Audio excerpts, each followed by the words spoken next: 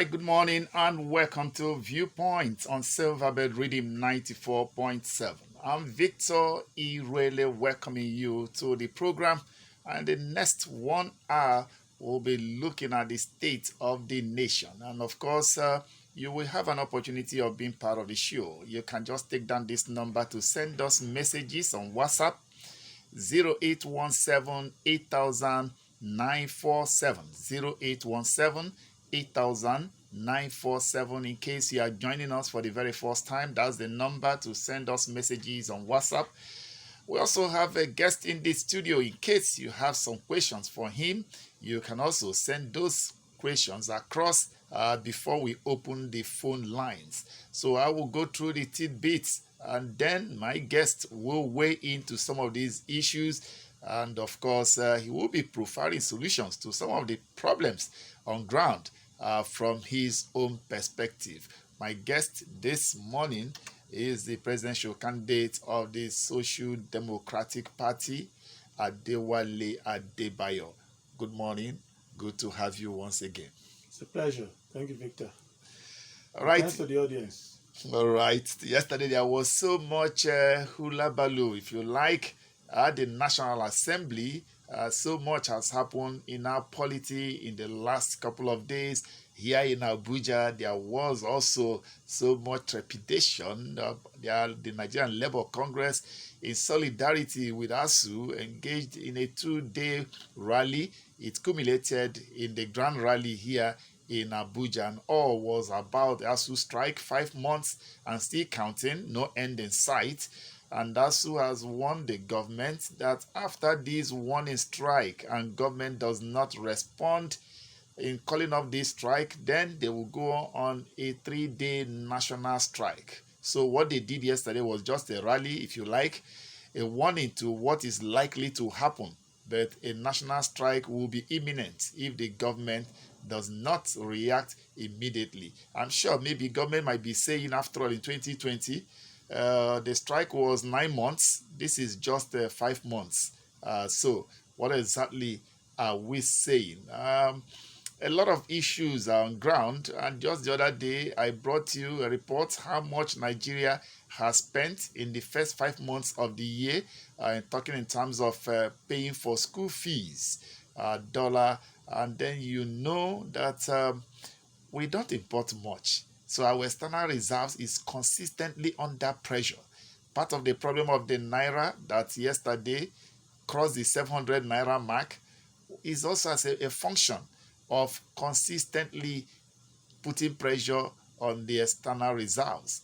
We paid as much as over, I think, about 780 something million dollars for school fees, and all those things are in dollars. So ASU is also saying that, you know what, maybe everybody who is a public official and who is in government or in any way connected with government should have their children school in Nigeria, so that we can see whether people will be indifferent to the plight of the universities and the plight of the teachers. Private universities, not everyone can afford it. Public schools, this is where the issue is. Excellency, let's start from there. The issue of the Nigerian Labour Congress Solidarity rally yesterday over the continuous ASU strike.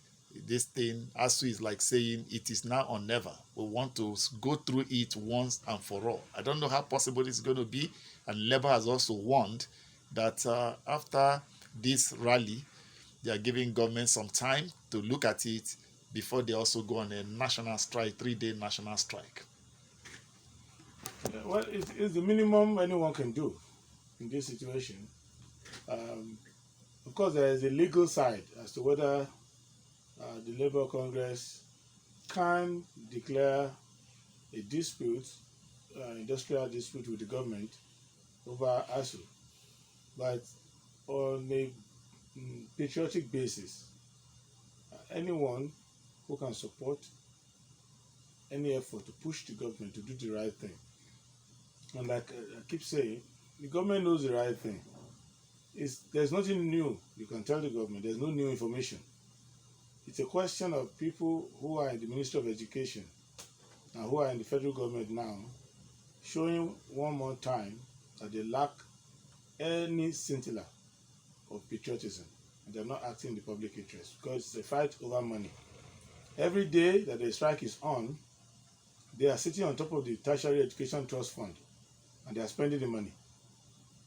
You will see that if you were to audit the accounts of the Tertiary Education Trust Fund for these 5 months going to 6 that ASU has been on strike, that the universities have been shut down, there will be no let or hindrance in the amount of money they will claim they have been spending on the same universities. That will shock you. So that is the problem that we are facing now. And there is no other room for ASU to wiggle. There's nothing ASU can do. If we want to kill the universities, we're already killing them. So they need to let us know. It's like the Nigerian universities is like a patient who is abandoned in an hospital and is not being given any treatment, no food. So what difference does it make? So it's good for the doctors to go on strike because in any case, they went on strike, they were not able to treat the patient. So the students are sent to school and they mark time and they go away. Lecturers don't come sometimes because they are busy with other things to make a living. When they come, they don't have the tools. And there are so many other problems facing the university. So for ASU to come out and say, you know what, let's declare a strike, it's just an acknowledgement of the fact that no proper education was going on there anyway. And you know this because the people in government cannot tell you that the schools are doing well. Why? Because when they have children, they don't send them there.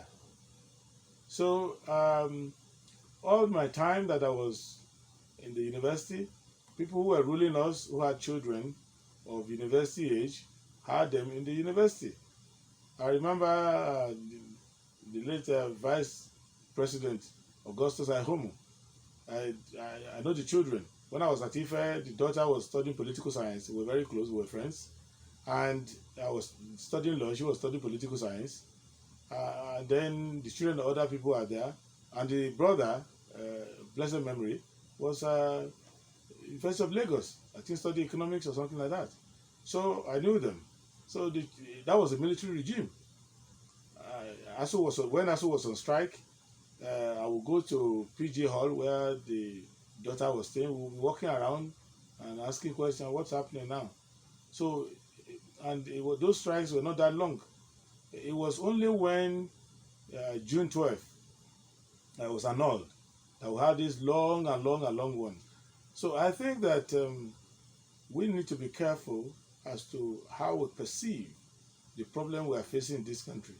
And if we are mischaracterizing our problems, we would get into more trouble. And what we need to know now is that any person who is not taking into account that there are callous people, there are incompetent people, there are inconsiderate people who are just after making money and enjoying the privileges of office. And that the only time you have to get rid of them is when there is an election or when an election is approaching. Anything you do, anything you say, any lamentation that does not translate to you voting them out of power and preventing new ones like them from coming in, there is nothing you are doing yourself. It's as bad as the way they are behaving towards us. This is an effect every sector you go to, whether it's defense, whether it's agriculture, whether it's foreign affairs, whether it's aviation, whether it's fuel supply, whether it's road construction. Every sector is abandoned, practically abandoned. So if there is any bunch of killers from far away, anywhere in Africa, anywhere in the world, they can walk straight into Nigeria and nowhere is manned. And so we need to be careful. So we need to be careful. And we need to be serious as a people and to hold our government accountable. And that is what every institution needs to do, even the media. We need to stop focusing on all these jamborees, all this talk about religion, all this talk about region, and try focusing on issues. If there is anyone who is associated with government, who has been in government before, when they come before us, we tackle them on the issues, we expose them, and that's it. All right, moving on. Yesterday, a lot of Nigerians were a bit taken aback. The naira crossed the 700 naira mark, almost 710 naira to a dollar, and everybody was screaming blue murder. But it's not today it started the free fall. And if you also look at it critically, the indices are there why we may not have enough and why the dollar will continue to drop. The National Assembly has started to invite the governor of the central bank, Godwin Emefiele, to come and explain the free fall of the naira. One, uh, do you think that this call is necessary? And the free fall of the naira, what can we as a nation do to checkmate this continuous slide in the naira? Okay, I don't know why anyone will focus on the naira and dollar alone. What are the free fall of the stomach, where people can't have anything to put in their tummy at all? What are the free fall of unemployment, where nobody virtually around you has a stable job that can pay them? What of the free fall of everything that we hold dear? Why is it that people who go to the market to buy fish will go away and then they come back in the evening to buy one more and it's not the same price? What is happening is this, and I want to simplify it so that we don't get confused. They are stealing all the money in government. Any money in sight is being stolen, and they are using it to buy dollars. Full stop. So the people who are running our economy are escaping from the economy they have created. Hmm. So what they do is they've mismanaged the currency. So even if they steal 1 billion, they don't think that the 1 billion will be able to buy any goods worth 1 billion tomorrow. So they just escape into the dollars. There are a lot of dollars in Nigeria sequestered and quarantined and neutralized in people's homes. So a lot of sterilized currencies are available. You saw them when they were having their national convention at Eagle Square. You saw when they were having it at National Stadium. So you know where the problem is. So those who are calling the Emefiele to come, the governor of central bank to come, they know the answers already. Godwin Emefiele, I have no problem with him at all. Looks like a nice guy, but in any other place, he will be gone long ago. But before he will be gone, many people in the villa will be gone too. So that is why you don't say to people, you need to go, because the guy is going to say, I need to go for what? You asked me to do this, you asked me to do that. Why am I going and you're not going? So that is why that's what is happening there. So if Mefele were to open his mouth and talk about National Assembly people, because he is the governor of central bank, he sees the movement of money. If they provoke him too much and he decides to retaliate, National Assembly will be gone too. So I think that any measure that can be taken to show up the naira, but let me explain the mystery of the naira. It's a very simple mystery. The naira does not move itself. Just any currency you see there. Three things affect the naira, and those three things are in the hand of the government. One is the availability of the naira itself. If you have a lot of naira available relative to uh, productivity, relative to the amount of goods available to buy, relative to the amount of foreign exchange to buy, then the price of dollar is going to rise and naira is going to fall. The price of goods will rise, the price of goods naira will fall. Second to that, that's affecting is if government is making productivity impossible. That is to say, you wake up in the morning, let's say you put 200 million Nigerians. By our age brackets, 120 million are supposed to produce something. And the 120 and the 200 million, whether they produce anything or not, are going to consume something. So if 80 million Nigerians say that they just want to eat some fish, you need to produce 80 million pieces of fish, and nobody is fishing. So some company has to import the fish. Everybody has to do a basic eating of bread. Somebody has to import the wheat and do whatever. So then in areas where we have agriculture, basic things that we can do, grow rice, grow ginger, grow a few things, bandits are taking over those places. And those who are responsible for manning those places are not available. So what is happening in essence is that we are just sitting down in the country. When you see people moving up and down, many of the activities, if you audit the activities, they are related to the priorities of those who are in government. Actual production is not going on. And then the third thing that's affecting the value of the naira is that where majority of our foreign exchange come from, there are two sources. There are actually three, but two are major and they are more reliable. One is the proceeds we get from selling our crude oil. We can sell other things, we can sell ginger, you can sell cocoa, you can sell oil palm, but we don't produce enough of those things. But we produce sufficient crude oil to be able to earn foreign exchange. But what they are doing is that they don't sell the oil on behalf of Nigeria anymore. They just steal the oil and sell it in their own name. It's like a bakery or a factory that wants to produce bread or whatever you produce.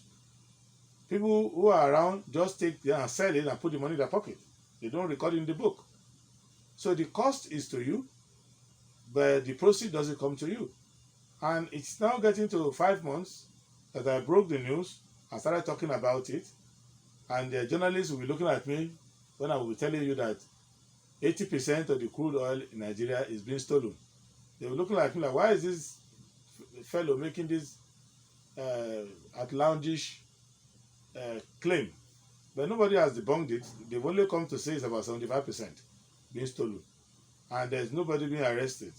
And a lot of these proceeds are in dollars. And these dollars are the kind of dollars we used to fight over with NNPC before to say, why is the money not being paid to federation account? This money does not even come to any official account anymore.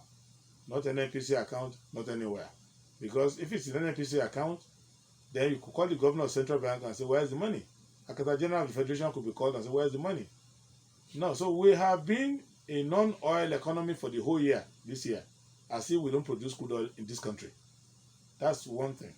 Second is the remittances that we get from the people who work overseas, diaspora remittances. And the central bank has manipulated in such a way that it is difficult for an average person to access any forest that comes into the country. So bankers are making a lot of money. So you will see that in all this noise of dollar going up, the bankers are becoming billionaires. And there's something we call spread. Spread is a technical term of the difference between the amount which official dollar is sold and the amount which the what we call black market, which is the real market now, is sold. The central bank will not agree with me that black market is the real market because by volume, a lot of money goes through the official market. But by regularity and reliability and undocumented transactions, majority of partakers in foreign exchange, almost 90 something percent, go to the black market. So can you, Victor, let anybody tell you that the market which is patronized by the 90% of people is the black one and 10% is the official one? They've reversed it. So I think the government now is the one that is the black market.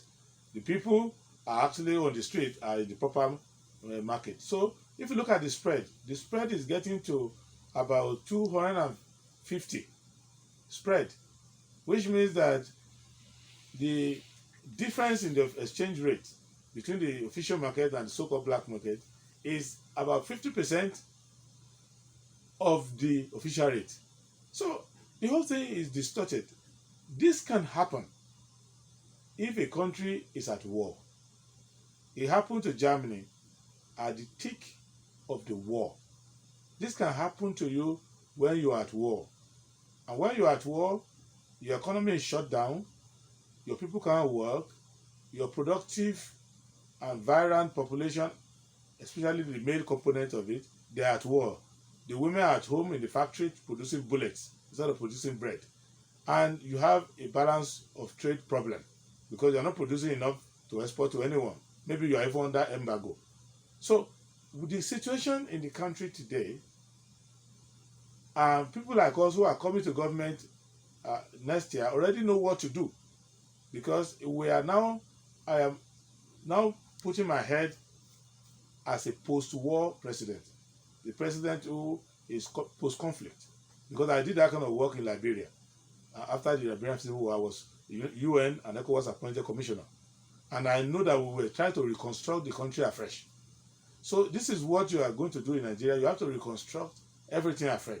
You have to reconstruct the presidency afresh, because what is happening today is that the presidency is working against the president.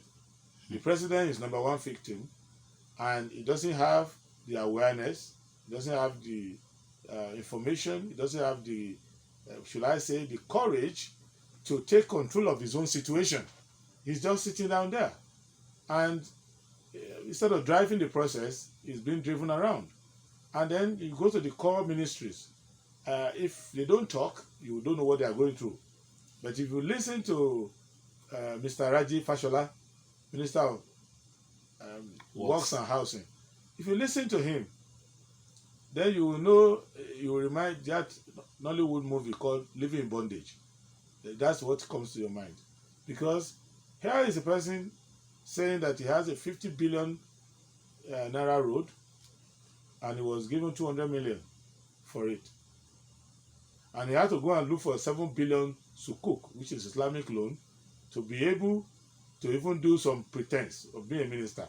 Because when you have a 50 billion contract and you are given 200 million, that's not even enough to pay the allowance of those who are visiting the place to inspect the site. But just within the same government gives you the information that 190 billion or thereabout has been stolen by one of their officials, whom they call Accountant General of the Federation. Which means the money that Fashola is looking for, or the Honorable Minister, to do the roads, 3 times that amount or more has been kept by one person. And that person is not the person who is in charge of the government. He's not even in charge of the ministry. That's just an accountant in the Ministry of Finance, the head accountant there, the chief accountant for the country. So what do you think others are going through? What do you think others are taking away? So the 190 billion stolen by the Accountant General of the Federation, if he decides to convert half of it to the dollar, you don't know why the dollar is disappearing? So these are the issues. So we know the issues, and people like us get pained when we are asked about these obvious issues. We are more interested in letting people know that we have solutions to them. And Nigerians should not despair. Nigerians should not feel like, oh, it's all over. Let us sell this country and collect our share. Or let's run away.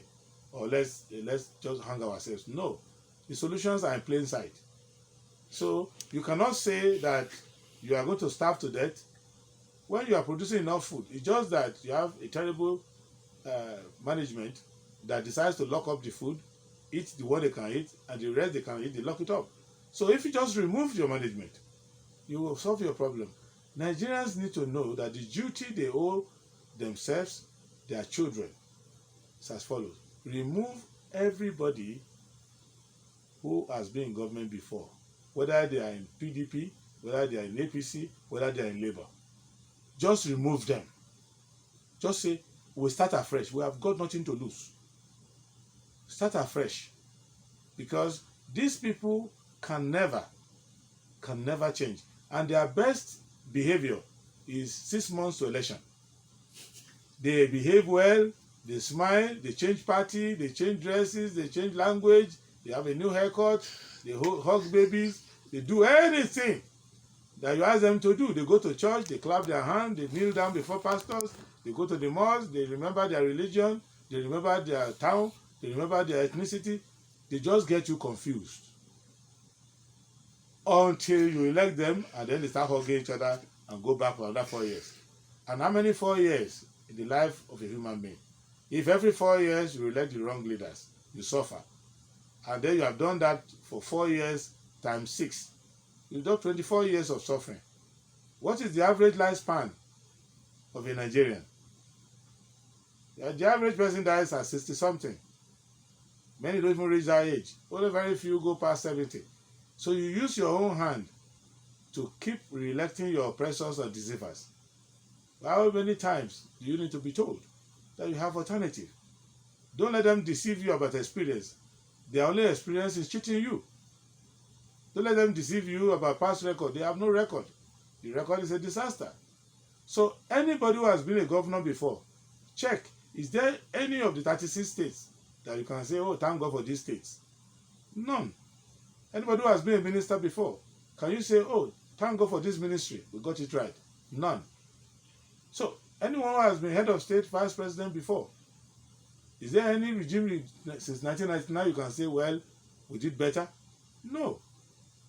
And if you are not careful, let me tell you why President Buhari will have the last laugh. Why he will laugh mightily. Because President Goodluck Jonathan is having a laugh now. Because you said he wasn't good. All he needs to do is wait until you get a worse person than him. Then he start laughing. That you see now, all this thing about Buhari this, Buhari that, Buhari doesn't need to worry. If you're not careful, by next year you get a person worse than Buhari, and you start saying, even in Buhari's time, at least I was running from bandits. But this time around, I've been from outside the country. I don't have a country at all. Then they will laugh at you. So the only way to stop a bad government laughing at you for choosing a worse one is to choose none of them at all. Don't get carried away by any hashtag. Don't get carried away by any campaign. Just have this test. If anybody comes to you seeking office, ask them one question. Have you been in government before? You say yes. Okay, why am I suffering up to now then? Bye-bye. No chance for you. That's it. All right. One of the yesterday again at the National Assembly, there was a little bit of rowdy session because the minority caucus felt that they need to serve the president impeachment notice. And the reaction of the Senate president was some of the things he said didn't go down well with Nigerians who felt what he was saying is like gagging the senators, asking Philip Aduda, the minority leader who was speaking, that he didn't tell me, you should have come to tell me what you wanted to say. But Aduda was arguing that at the executive section, we had already agreed on some of these things, and we expected you to tell the larger house what we agreed, and if the president was not ready to abide, then we should serve him an impeachment notice. But you were shutting him down. It's not a surprise. 3 or 4 days ago, the Presidential Gas Brigade were attacked here in Abuja. July 5, it was the Kuje jailbreak. And everybody since July 5 in Abuja has been living under tension and stress. We don't need to tell anybody any longer that they are just around us. When they were in Niger, people were shouting. We felt Niger was still very far until the Kuje incident. And we know that there can never be progress where there is insecurity or, in quote, war. How did we get here? And how can we address this thing so Nigerians can once again say, yes, this is our Nigeria, and not agree with Chinua Achebe, who said there was a country? Okay, let us take it piece by piece. See, those dramatists you see in the National Assembly, they are on the same side. The National Assembly, when they are serious, they don't do drama like that. That drama they are doing is a waste of time. Aduda, Philip Aduda, Senator Philip Aduda is one of the worst of the incumbents. So they all do the same thing. That's a harsh word. He has been there for a long. Let us be. You are doing your job to try to moderate, which I respect, but I'm doing my job to try to say the truth. And this drama is a fake drama. So we have to marry it. We are managing it. One is this: when the National Assembly want to summon the President of the National Assembly, want to summon the service chief, want to receive accountability, they know what to do. But they are part of the people approving these budgets. The budget is not performing, even for the defense sector. Many of them are contractors supplying things for IDP camp and all of that. So don't deceive yourself that your salvation is coming from those people. I'm just letting people know. Let's be watching that drama, but don't take sides yet, so that you don't get fooled. Let them do the right thing. The right thing to do is that they send a summon to the president, asking him to come to the National Assembly to explain. But before they ask him to explain, they need to send summons to the service chiefs and ask open questions. Some of the questions cannot be said openly, the operational part of it, because you don't want to give additional information or even panic the public. For example, when create panic in the public. So I'm just saying that I'm watching it. National Assembly, I'm watching, but what I saw, all that drama, Buhari must go and they're singing, all of that, is just theater. That I can guarantee you. Now, when they open session on Tuesday, I want to see what they do, whether there's a follow-up, whether there's a proper order paper tabling the subject, because I know how the Senate operates, and I know how the National Assembly operates, so you can't fool me easily. I know when they want to be serious and what to do. Now, going to the second issue. It is now in the open that in the bushes of Abuja and on the hills that there are enemy combatants there. But that is not where the problem lies. There are enemy combatants inside the villa already. The enemy is headquartered where the government itself is headquartered.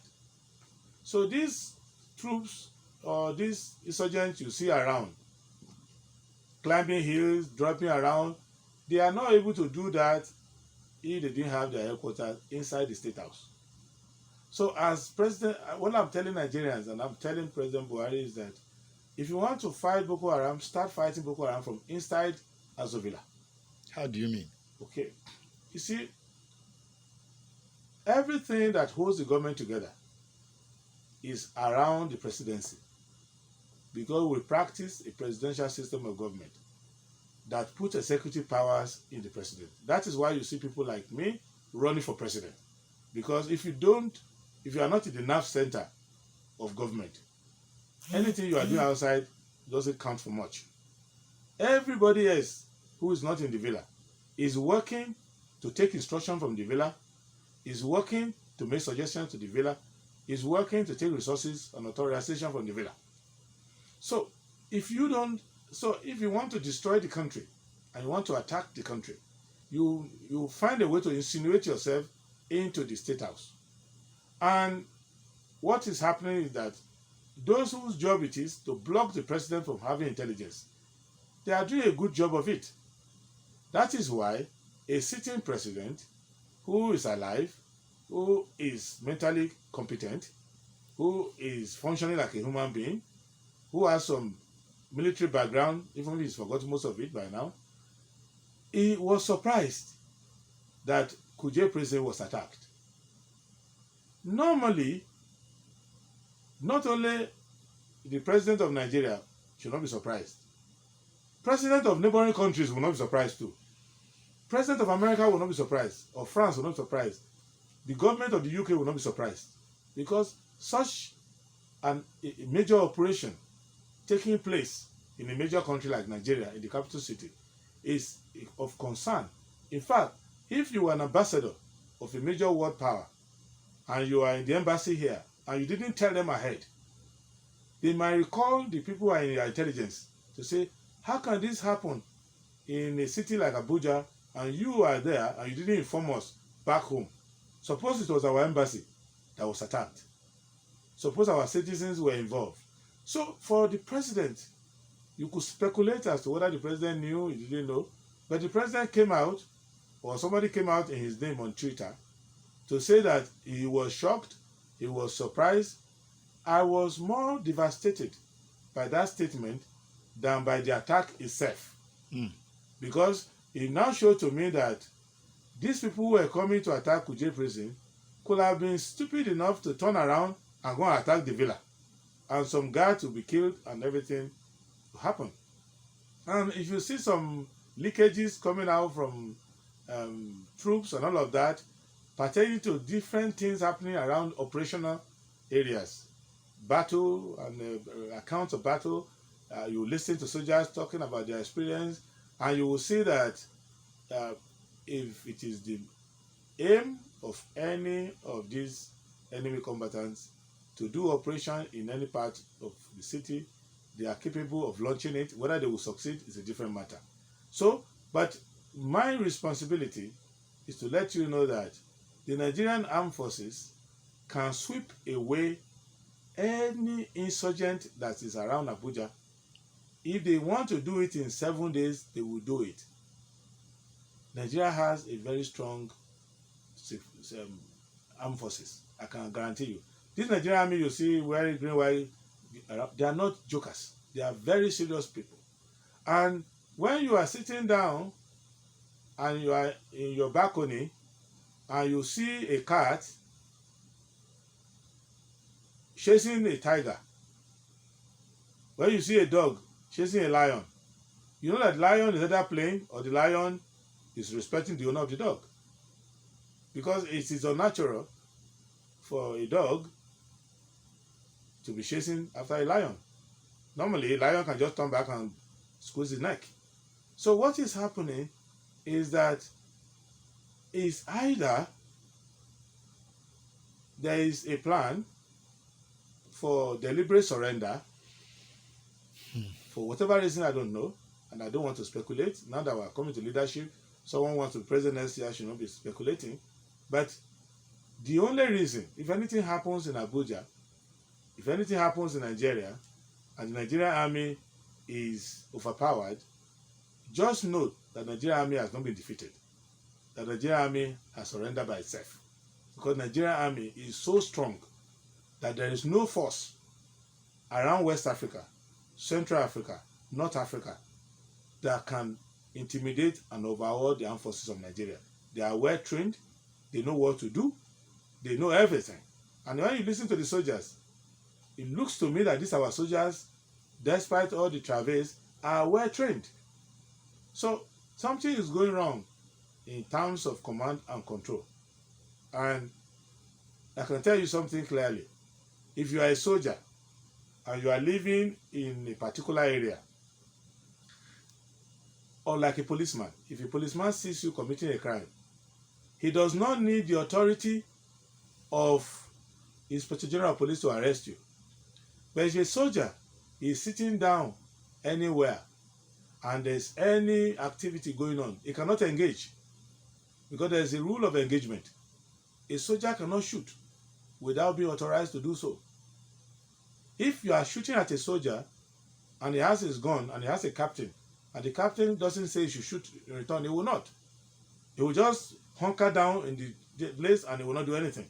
You cannot fire a single shot in the armed forces unless it's within the rule of engagement. Even in the face of threat to your own life. If you are asked not to shoot, you cannot shoot. Unless there's nobody around and your life is threatened and you have a way to defend yourself.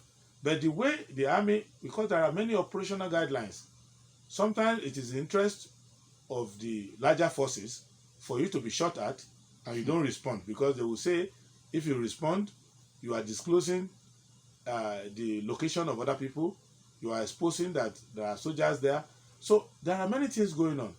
That is why many of them are not supposed to be spoken about on the radio or in the open. But I want to assure Nigerians that if you are in doubt as to whether you have a capable, strong armed forces, you do. What the president wants them to do, what the service chiefs want them to do is a different matter. But don't nurse the idea that, oh, my country is so unfortunate that we don't have good soldiers and that we can be overrun anytime. No. You can say that our government may betray us anytime. And if it pleases God to make us survive this government, we will never elect again this kind of people. But it is your government, that is betraying you. It is your government making you unsafe. If you know the number of young people in the armed forces who have lost their lives in the defense of this country, even these recent events we are talking about, there are gallant officers and troops who have laid down their lives and they have done serious damage to these insurgents. They've done serious damage in the camp of these Boko Haram. This little foray into Abuja, it has cost them a lot. They have suffered. But the government is not paying attention. The leadership is not giving the armed forces what they need to do and what they need to succeed. And the people in the political and intellectual and financial elite, each person is trying to change his money to dollar. That's what they are reacting to. They are not coming together to say we need to shut the country down in order to get this government to wake up. We are sitting like Kabul, where the government ran away. Our own hasn't run away, and I hope they don't intend to run away. But they are putting us under that situation, and there is an amount of hypocrisy. When you say Abuja is being invaded, what are we going to do? What happened to Maiduguri? What happened to Baga? What happened to Niger State? What happened to Kaduna? What happened to any part of the country? What happened in Owo? Where they went overnight and shot and killed more people again, on top of the one they killed in the Catholic Church. What happened to all those places? If there is remember what it used to be, even under Shagari, when the Shadians invaded Nigeria, and Olagunse Oyinlola, I think, was the commanding officer, chased them all the way back to their country. That was the outskirts of Nigeria. It is unthinkable. We are like people under a spell. You don't have to wait until you come to Abuja. You need to realize that you don't have a government in place. When I keep saying it, people think I'm just trying to be saucy or I'm trying to be disrespectful when I say there is no government. Because if you say you are married and you sleep alone, you cook your own food, you talk to yourself alone, you are not married. All right, let's pause here and see whether our listeners can react. I have one or two questions for you, which is something that we are taking for another hour. But unfortunately, there is a time on radio. All right, 0817 8000 947. State of the Nation with Prince Adewale Adebayo, the presidential candidate of the Social Democratic Party. He's been my guest. So just make it snappy, 60 seconds. Either a question, a comment, observation, so that you can also have time. Sorry, Adewale Adebayo, please. Sorry. Hello, good morning. Yeah, good morning. Mr. Victor, I greet you. Thank you very much. And I greet your guest. My brother, sir, you've spoken very well. All you said is true. But not that it's true that I've not spoken before now. But means that those that are in the hands of our affairs are choosing the way they want to go. Mr. Victor, and their guest, I want to ask this question. When this government says that they should not come from citizens, this government deem it fit to ask those so-called repentant Boko Haram and repentant terrorists to bring out their arms? To paint this picture and still say hope again. You have to hope because the problems that we have solutions. We have more solutions than problems in this country. In terms of security, we have what it takes to secure our country. We have the U.S. Army was having recruitment problem in the past year. The U.S. Army is reduced by 30,000. Many people will not know because they can't find people to recruit. In Nigeria, even despite the war and everything, it is the Nigerian Army sending people away. So we have strong young men and young women who are ready to defend their country. It is that the people in government don't want to give them the money, they want to eat the money. That's why they're not recruiting and expanding the army. So we have solution to our problem. And when I'm president, for example, you won't have any of this problem. The army will be well equipped, well commanded. I wake up in the morning, they will see you. The president hasn't, I don't think, has seen a wounded soldier for a long time. So there's no morale. So we will take care of that. When it comes to the economy, your economy, we are producing a lot, but it's being stolen by the few in government. So and you have your PVC, you can remove them. The only risk we are taking now is what happens to us between now and election day. That's the only risk we are taking. Second risk we are taking is if we are careless and we listen to paparazzi campaign, and any of them who has been in PDP or APC before, in whatever party they find themselves, suppose they come back, then we suffer more. But if we take care of our senses, if we pray, we work hard, we pay attention, and we survive the next 6 months, and we elect a sound government, we will kick our problems away, and it will be a brown new Nigeria. That's why I say hope again. Don't despair, and don't run away. Right. Thank you very much. We appreciate you for joining us this morning, Prince Adewale Adebayo, the presidential candidate of Social Democratic Party, has been our guest this morning on State of the Nations on Viewpoint. Once again, thank you very much for stopping by and sharing your thoughts. And thanks to everyone who has joined us live on the program this morning. We appreciate